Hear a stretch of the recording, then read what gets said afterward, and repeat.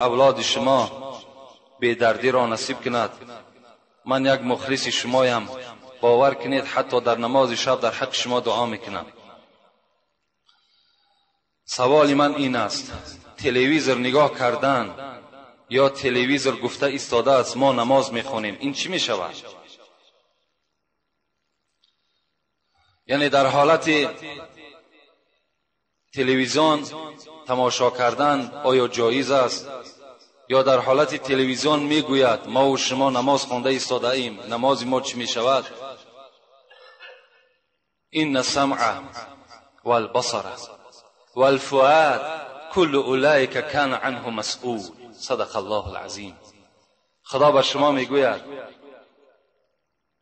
به درستی این که گوشهای شما، چشمهای شما، دلهای شما، اینها نعمتی هستند که ایرا نه یگان پادشاهی بر شما داده است. اینها یک نعمتی هستند که هیچ طبیبی برای شما راست نکرده است، بلکه این نعمت من بر شما دادم. و از شما این نعمت‌هایی که دادم، این نعمت‌ها سوال کرده می‌شوند که در کدام راه تو این استفاده کردی.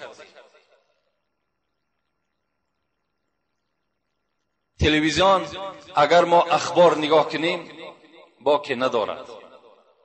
اگر از تلویزیون ما و شما اگر یگان پند موعظه باشد نگاه کنیم باکی ندارد. یا امروز کسیته هایی که از امر معروفا ثبت شده ایستاده است برده در تلویزیون تماشا کنیم باکی ندارد. لکن پناه به سوی خدا از آن رقص و بازی که شما نگاه میکنید، پناه به سوی خدا از آن صورتهای پورنوگرافی که در تلویزیون ما و شما، زنهای لوچ، مردهای لوچ یک جا هستند، ما و شما به سوی او نگاه میکنیم. رسول اکرم میگوید العینان تزنیان و زناهما النظر. چشمها هم زنا میکنند و زنای چشم چی است؟ نظر کردن به سوی حرام کرده های خدا. شما وقتی که اگر بر تلویزیونی که نگاه میکنید در او رقص و بازی است، یا در او مثال بگیم بدنهای لوچ است، یا دیگر معرکه های فاسده که خدا بر اونها حرام کرده است، این چشمها را به سوی او روان میکن. و خدا قسم حدیث پیغمبری خدا است در چشمهای شما و گوشهای شما سرب دوزخ ریخته میشود. شما این احتیاط کنید، هیچگاه نظر بر این نکنید. این هم یک داعی همون یهودیا هست که امروز ما و شما را تبلیغ با سوی همون حرام ها میکنند. از دجال دیده همین تلویزیون امروز بدتر است. خیلی با احتیاط باشید. همان چیزی را که اسلام برای شما رخصت داده است همون را نظر کنید، بر هر حرام کرده های خدا نگاه نکنید. در حالت تلویزیون اگر گفته ایستاده باشد شما اگر نماز میخوانید در نماز شما کراهیت پیدا میشود، تلویزیون خاموش کرده شود بعد نماز خوانده شود. زبان آمده از بحر شکر و سپاس، به غیبت نگرداندش حق شناس. گذرگاه قرآن و پند است و گوش، و بهتان و باطل شنیدن نکوش. دو چشم از پی صنع باری نکوست، ز عیبی برادر فرو گیر نکوست.